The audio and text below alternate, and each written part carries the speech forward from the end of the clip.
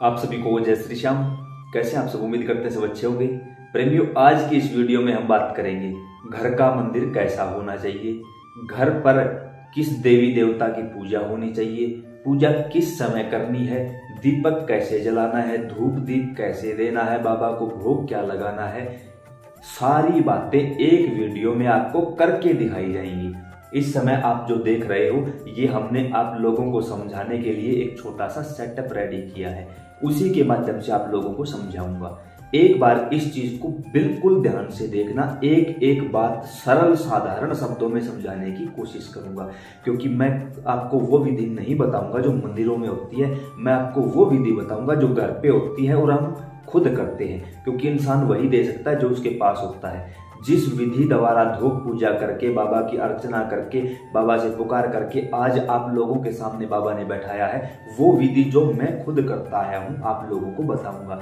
सिर्फ एक छोटी सी प्रार्थना है, इस वीडियो को पूरा ध्यान से देखना, समझना आए तो बार बार देखना। आप लोगों का यह भी सवाल है कि हमें आपके व्हाट्सएप से जुड़ना है, तो नीचे डिस्क्रिप्शन बॉक्स में हमने व्हाट्सएप का लिंक दे दिया है, आप जाके वहां हमारे साथ जुड़ सकते हो। तो अब वीडियो में शुरू करते हैं। सबसे पहले घर का मंदिर। आपके घर का मंदिर का मुख या तो पूर्व दिशा की तरफ या पश्चिम दिशा की तरफ होना चाहिए। सिर्फ दो दिशा है, पूर्व या पश्चिम, उनकी तरफ होना चाहिए, तीसरा कहीं नहीं होना चाहिए। अब आप एडजस्ट करिए उसको। घर का मंदिर जो हमारे घुटने होते हैं, घुटनों से ऊपर घर की मूर्तियां नहीं होनी चाहिए।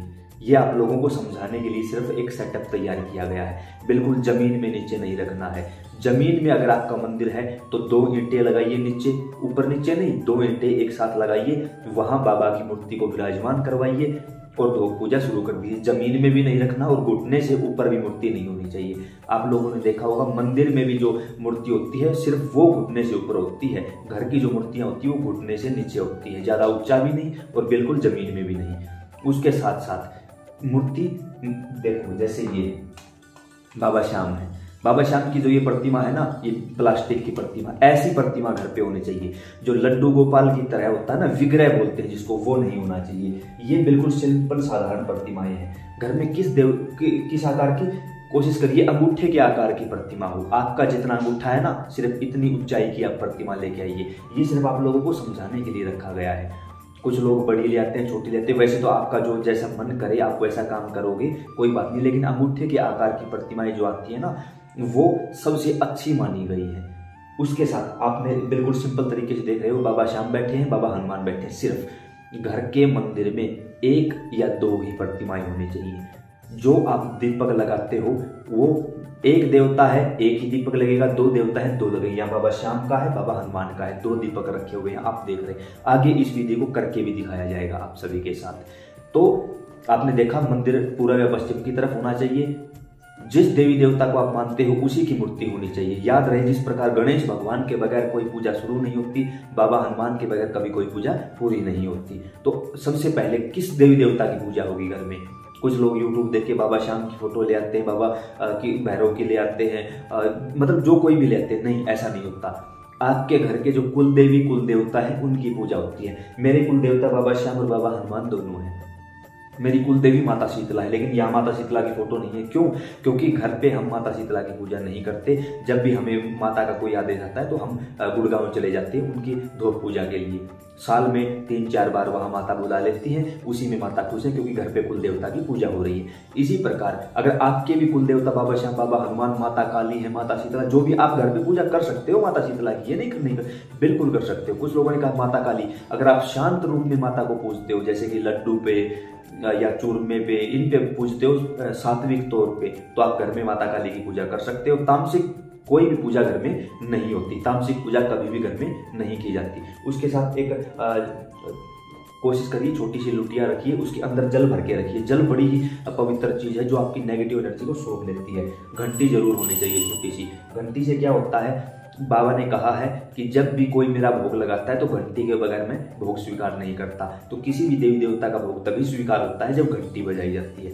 ऐसे में छोटी फोटो रखिए, सिंपल फोटो रखिए, विग्रह मत रखिए, क्योंकि जब श्री विग्रह लड्डू गोपाल की तरह लेके आओगे ना, तो जैसे मंदिरों में उसकी सेवा होती है, सुबह आरती, शाम को आरती, हर रोज स्नान, कपड़े बदलना, वैसा हम घर में नहीं कर सकते। आप समझ रहे हो मेरी बात को। तो चलिए अब शुरुआत करते हैं। अब दीपक जलाते हैं। सबसे पहले सबसे पहले कोशिश करिए कि दीपक जलाया जाए। हमने माचिस जलाई, चलिए करते हैं श्री गणेश, अपने आप से ऐसा बोलना। फिर घंटी बजती रहती है, घंटी बजती रही, हे बाबा श्याम आपके नाम का दीपक जलाया है, जागृत स्वरूप में आइए। हे बाबा हनुमान आपके नाम का दीपक जलाया है, जागृत स्वरूप में विराजमान होइए।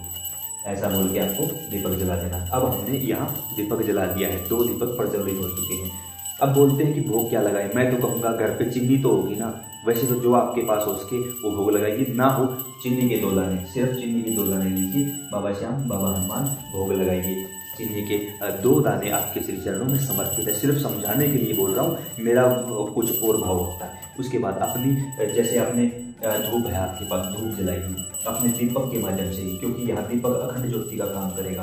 दीपक से ही आपने धूप के लिए अग्नि ली है, मांग ली है आपने, और अब आपके सामने ये धूप जल पड़ी है। अब आप इस धूप को एक बार रख दीजिए इस उंगली के माध्यम से। कोशिश करिए माथे पर तिलक हो, बड़ी अच्छी बात है। जल रखा है, जल इस उंगली से और बस थोड़ा सा छिड़का देना, बिल्कुल थोड़ा सा। जल भी समर्पित कर दिया, यानी भोग पूरी तरह लग चुका। जल क्यों छिड़काव क्यों किया गया जल का? जैसे ही जल का छिड़काव किया गया ना, आसपास अगर नेगेटिव कोई भी चीज नेगेटिव है तो वो दूर हो जाएगी। जल का छिड़काव करने के बाद ये 2 दीपक, पता था ना आपको बाबा श्याम बैठे, बाबा हनुमान बैठे हैं, तो 2 दीपक उन्हीं के नाम के जले हैं, उन्हीं तक पहुंचे हैं। अब इसको कोई नेगेटिविटी छू नहीं सकती। जल का छिड़काव करते ही पूर्णतः ये दीपक, ये भोग और ये धूप इनके पास चले गए। अब आपको कोई भी पूजा पाठ करनी है, आरती करनी है, धूप उठाइए, ओम जय श्री श्याम हरे, बाबा जय श्री श्याम हरे, धूप दिखाइए दोनों को। बाबा श्याम की, बाबा हनुमान की आरती भी करिए और चालीसा भी करिए।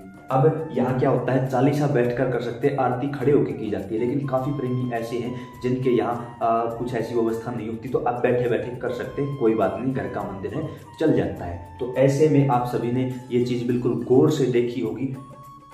मूर्तियाँ छोटी, और वो भी मूर्तियां होनी चाहिए, विग्रह नहीं होना चाहिए। दीपक, एक देवता है एक दीपक, 2 देवता है 2 दीपक। उसके साथ घर में कुल देवी कुल देवता की ही पूजा होती है। कुल देवी कुल देवता, जैसे अब मान के चलो कुछ प्रेमी बाबा श्याम की सेवा करना चाहते हैं तो घर में बाबा हनुमान की मूर्ति अवश्य रखिए। फिर आपको कुल देवी कुल देवता की ये नहीं, चलो उनकी आप पूजा करते रहिए, जो दिन जो वार जो तिथि उनकी निश्चित है उस तिथि पर उनके मंदिर जाइए, भोग प्रसाद लगाइए। बाबा श्याम की पूजा करते हो तो बाबा हनुमान की पूजा साथ में होगी। किसी अन्य देवी देवता को मानते हो तो भी बाबा हनुमान की पूजा साथ में अवश्य होगी। इनके बगैर कोई देवी देवता अपनी पूजा को पूरा नहीं मानते।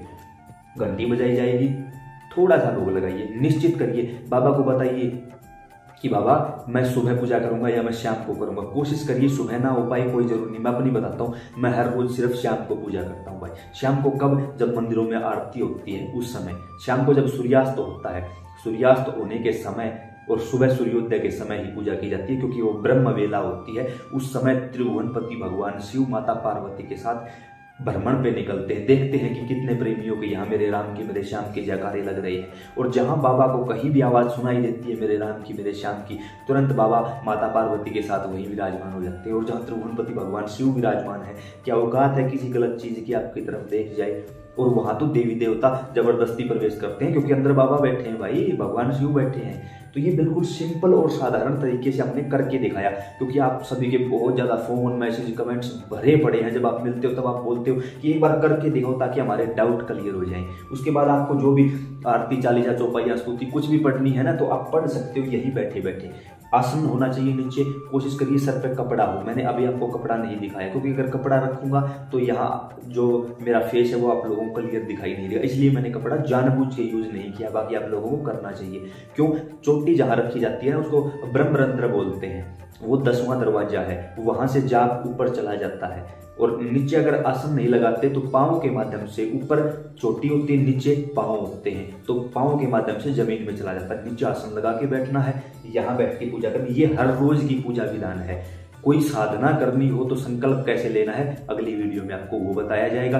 यह आप ही का यूट्यूब चैनल है, आप ही का परिवार है। फेसबुक पर देख रहे हो तो भी आपका ही पेज है, अन्य प्रेमियों के पास शेयर करने की जिम्मेवारी आपकी है। अब देखो, आप लोगों की बात हमने मानी ना, आप लोगों ने कहा करके दिखाओ, तो अब हम आगे लगभग सभी वीडियो इस तरीके से लेकर आएंगे कि आपको करके दिखाया जाएगा। बदले में आपसे भी प्रार्थना है, बदले में तो क्या, लेकिन प्रार्थना है, जब अन्य प्रेमियों के पास शेयर करोगे तो इससे आपको भी पुण्य मिलेगा और आपका परिवार है। जुड़े रहिए चैनल पर, आप ही का अपना चैनल है। जय श्री श्याम।